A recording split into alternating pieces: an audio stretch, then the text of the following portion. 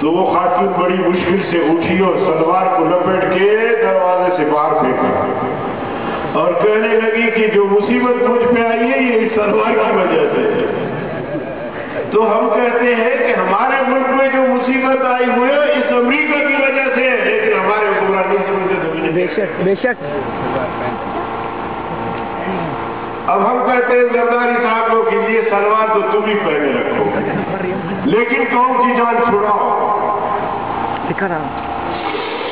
تو میرے عزیز دوستوں میں عرض کر رہا تھا کہ جمعیت طلباء اسلام کی ضرورت اس لیے پیش آئی کہ ہم دیکھ رہے تھے کہ نوجوان نسل لاڈ میں کالے کا یک طرفہ نظام تعلیم پڑھ کے گمراہی کی طرف جا رہے تھے، اور اس تنظیم کی تشکیل کے نتیجے میں طلباء میں انقلاب آ گیا ہے۔ طلباء یہ سمجھ چکے ہیں کہ ہاں ہمارا دین ہے، ہمارا مذہب ہے، ہمارا اسلام ہے، اسلام کا ایک اپنا نظام تعلیم ہے جسے پڑھ کر ایک انسان اچھا انسان بن سکتا ہے، ایک اچھے معاشرے کا فرد بن سکتا ہے، اور اس کے ذریعے ایک اچھا معاشرہ تشکیل پا سکتا ہے۔ میں گزارش کروں گا کہ مسلمان میرے بھائی وہ اپنے بچوں کو جہاں عصری اداروں میں تعلیم کے لیے بھیجتے ہیں وہاں ان کی یہ کوشش ہونی چاہیے کہ جمعیت طلباء اسلام کے ساتھ ان کو وابستہ کرے، دینی مدارس میں قرآنی تعلیمات بھی حاصل کرے، تاکہ جب یہ اداروں سے فارغ ہو تو یہ ایک اچھے انسان کے طور پر معاشرے کا ایک اچھا فرد بن کر ایک اچھے معاشرے کے لیے جدوجہد کرنے کا جذبہ لے کر نکلے۔ میرے بھائی اور دوستوں، آج جن حالات سے ہمارا ملک گزر رہا ہے، جو حالات ہمیں درپیش ہے، اس کے لیے بھی ہمیں ضروری ہے کہ ہم اپنا فریضہ ادا کریں۔ ہمارے ملک کو توڑنے کے لیے، ہمارے ملک کو تباہ و برباد کرنے کے لیے پوری دنیا یکجا ہوئی ہے، وہ اسرائیل کی شکل میں ہو، وہ امریکہ کی شکل میں ہو، وہ نیٹو کی شکل میں ہو، وہ بھارت کی شکل میں ہو۔ وہ نہیں چاہتے کہ پاکستان مستحکم ہو، وہ نہیں چاہتے کہ پاکستان ترقی کرے، وہ نہیں چاہتے کہ پاکستان ایک ایٹمی ملک کی صورت میں دنیا کی سطح ہستی پر نمایاں ہو اور اپنا کردار ادا کرے۔ اور جب سے ہم نے ایٹمی صلاحیت حاصل کی ہے، دنیا کفر کی پیٹ میں مروڑ پیدا ہو گیا ہے۔ وہ اس کوشش میں لگے ہوئے ہیں کہ پاکستان کو کمزور کرے۔ میرے عزیز دوستو، اگر ہم نے کردار ادا نہیں کیا، ہم نے زرداری صاحب کے حوالے کیے، ہم نے نواز شریف صاحب کی ملک حوالے کیا، ہم نے آرمی کے حوالے کیا، اپنا کردار ادا نہیں کیا، تو خدا نہ کرے کہ ہم پھر دوبارہ غلامی کی زنجیروں میں جکڑ نہ جائے۔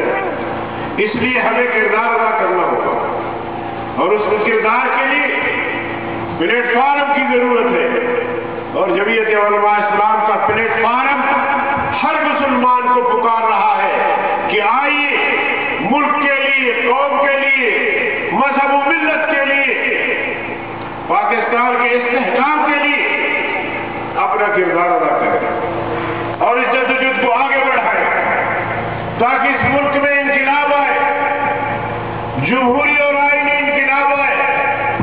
اب انقلاب کے بغیر اصلاح ممکن نہیں رہا، ہر طرف لوٹ مچی ہوئی ہے، اور پھر حد یہ ہے کہ دنیا کفر ہمارے عقائد و نظریات سے کھیلے، دنیا کفر ہمارے آقا کے شبیہ اور خاک شاہد کر کے مسلمانوں کی دل آزاری کرے،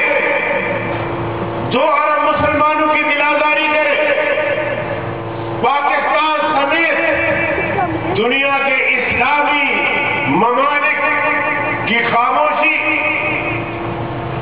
یہ بھی جرم کے مترادف ہے. اس حوالے سے یہ سارے مجرم ہیں فیس بک کے حوالے سے.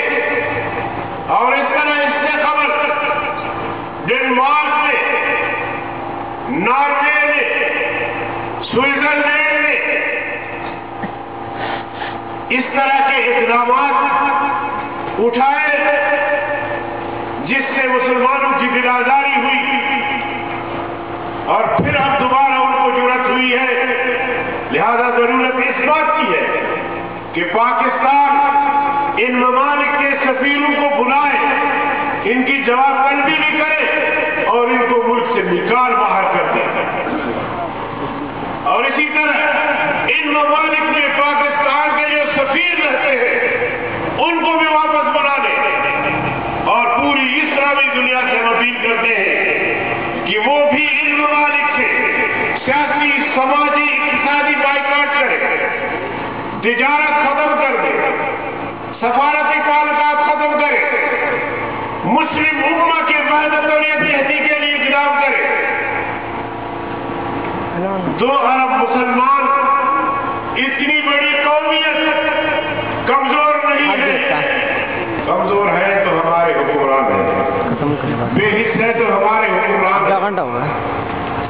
اب حکمرانوں کو غیرت دلانے کے لیے ہمیں میدان میں آنا ہوگا، ہمیں اپنا کردار ادا کرنا ہوگا.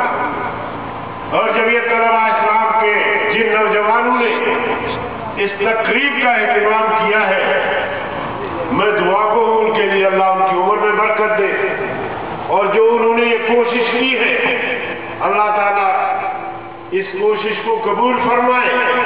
جن حضرات نے ان کے ساتھ تعاون کیا ہے اس تعاون کو بھی اللہ رب العالمین قبول فرمائے، اور اس جدوجہد کو آگے بڑھانے کی انہیں توفیق عطا فرمائے. اور یہ ہمارے نوجوان ہیں، ان کے ساتھ آپ نے قدم بقدم چلنا بھی ہے، ان کے ساتھ تعاون بھی کرنا ہے. اور جیسے میں نے گزارش کی کہ اب ضروری ہو گیا ہے کہ اس ملک کے اندر ایک جمہوری اور آئینی انقلاب ہو، جو یہاں سے کرپشن کا خاتمہ ہو، یہاں سے لوٹ مار کا خاتمہ ہو، بد امنی کا خاتمہ ہو. ساتھی نے یہاں مجھے بتایا کہ ایک انتہائی شریف آدمی کو اٹھا کے اور اسے قتل کر دیا گیا ہے. انتہائی افسوس کی بات ہے کہ انتظامیہ، ضلعی انتظامیہ، صوبائی انتظامیہ اور یہ سارے واقعات ان کے علم میں ہیں لیکن ایکشن کی پوزیشن میں نہیں. تو یہ تب ہوگا جب یہاں ایک صحیح اور اچھی حکومت قائم ہو، ایک انقلابی حکومت قائم ہو جو خود اپنے پیٹ پہ پتھر باندھ کے قوم کی خدمت کا جذبہ رکھتا ہو، ملک کی خدمت کا جذبہ رکھتا ہو، عوام کی خدمت کا جذبہ رکھتا ہو، تب جا کے ہمارے ملک کے حالات صحیح ہو سکتے ہیں. وآخر دعوانا الحمدللہ.